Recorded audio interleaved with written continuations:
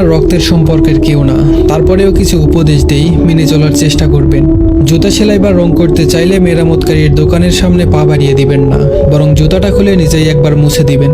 কখনো কাউকে কামলা, কাজের লোক বা বুয়া বলে ডাকবেন না।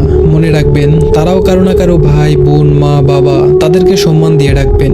বয়স, শিক্ষা, পদ বা পদবীর দিক দিয়ে হলেও কেউ ছোট হলে কখনো কাউকে ছোট করে দেখবেন না, নাইলে আপনিও নিজেই ছোট হয়ে যাবেন। পড়াশোনা করে জীবনে উন্নতি করুন, কিন্তু কারো ঘাড়ে পা দিয়ে উপরে ওঠার চেষ্টা করবেন না। সবসময় পাওয়ার চেয়ে দেওয়ার চেষ্টা বেশি করবেন। মনে রাখবেন, প্রদানকারীর হাত সর্বদা উপরে থাকে। এমন কিছু করবেন না যার জন্য আপনার এবং আপনার পরিবারের উপর কারো আঙ্গুল ওঠে। আপনার কি আছে তা আপনার গায়ে লেখা নেই, কিন্তু আপনার ব্যবহারে দেখা যাবে আপনার পরিবার কোথায় আছে। আপনি ছেলে হয়ে থাকলে কখনোই মার কথা শুনে বউকে আর বউয়ের কথা শুনে মাকে বিচারের কাঠগড়ায় দাঁড় করাবেন না, কারণ আপনি কাউকে ফেলে দিতে পারবেন না। কারো বাসায় দাওয়াত খেতে গেলে খাবার নিয়ে সমালোচনা করবেন না। মনে রাখবেন, কেউ ইচ্ছে করে অসৎ করার চেষ্টা করে না। শ্বশুর কিংবা শাশুড়িকে ঠিক ততটাই সম্মান করবেন যতটুকু সম্মান আপনি আপনার মা বাবাকে করেন। সবসময় ভদ্র এবং নম্রভাবে চলবেন এবং কথা বলবেন, কিন্তু অন্যায়ের সাথে কখনো আপোষ করবেন না। ধন্যবাদ সবাইকে।